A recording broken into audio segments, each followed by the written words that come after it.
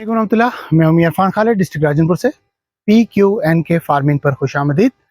तो जो लोग हमारे चैनल पर नए हैं तो उनको तो शायद इसके पस मंज़र का पता ना हो, लेकिन जो पुराने लोग हैं जो हमारे चैनल को के ऊपर गाहे बगाए मौजूद रहते हैं, हमारे फॉलोवर्स भी हैं, इसके अलावा हमारे ग्रुप मेंबर्स भी हैं, इस टेक्नोलॉजी के फॉलोवर्स हैं, तो उनके लिए मैं बताता चलूँ कि सक्सेस स्टोरीज़ तो अक्सर आप लोग देखते ही रहते हैं, सुनते भी रहते हैं, और यूट्यूब भरा पड़ा है सक्सेस स्टोरीज़ के साथ।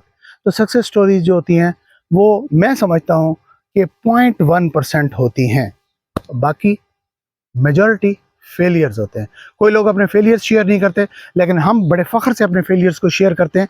उसकी वजह यह है कि ये फेलियर्स वो हैं जिनसे हमें सीखने का मौका मिलता है।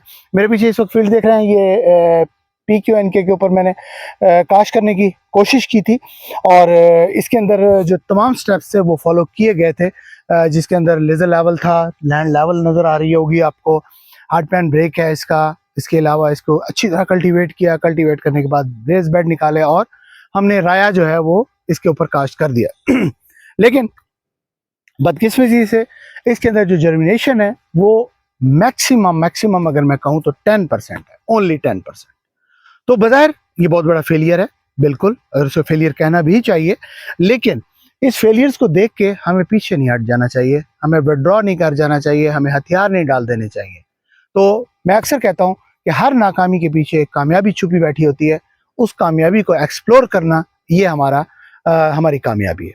तो इसके पीछे जो भी नाकामी छुपी हुई थी, नाकामी हुई क्या, पहले तो हम ये देख लें कि नाकामी की वजह क्या बनी।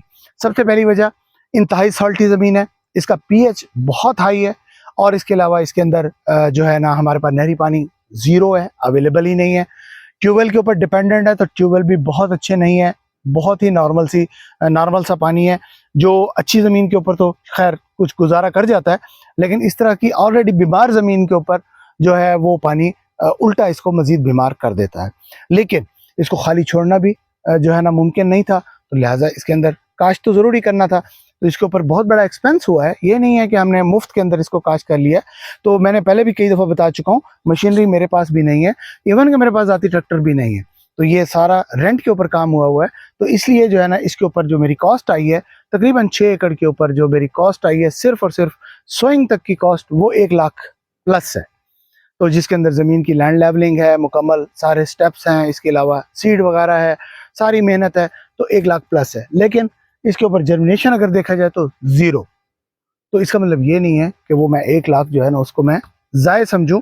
तो ये 1 लाख से मुझे जो तजर्बा हासिल हुआ वो ये हुआ कि इस ज़मीन के अंदर राया या कैनोला कामयाब नहीं है, क्योंकि ये इंतहाई कलराठी और सख्त ज़मीनें हैं, और इनका pH हाई होने की वजह से वो जर्मिनेशन ही नहीं होने देता फसल की।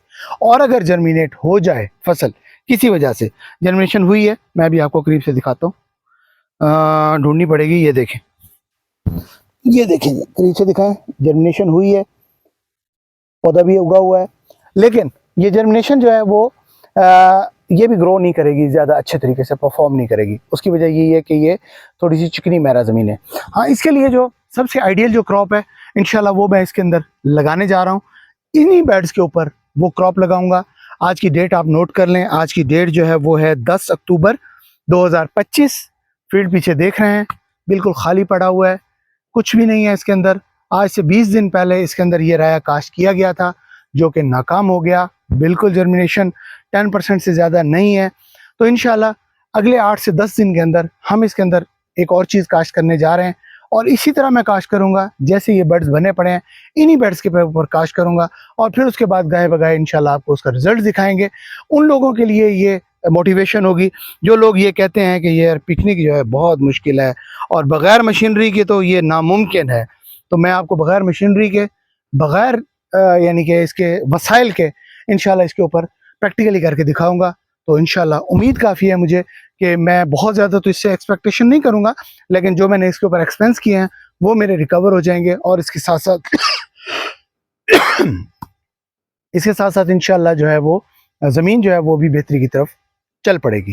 तो इंशाल्लाह मज़ीद आगे चल के हम दिखाते हैं आपको, मज़ीद क्रॉप्स के बारे में भी बताते हैं। हमारे साथ रहिएगा। बहुत शुक्रिया। मैं इरफान, डिस्ट्रिक्ट राजन।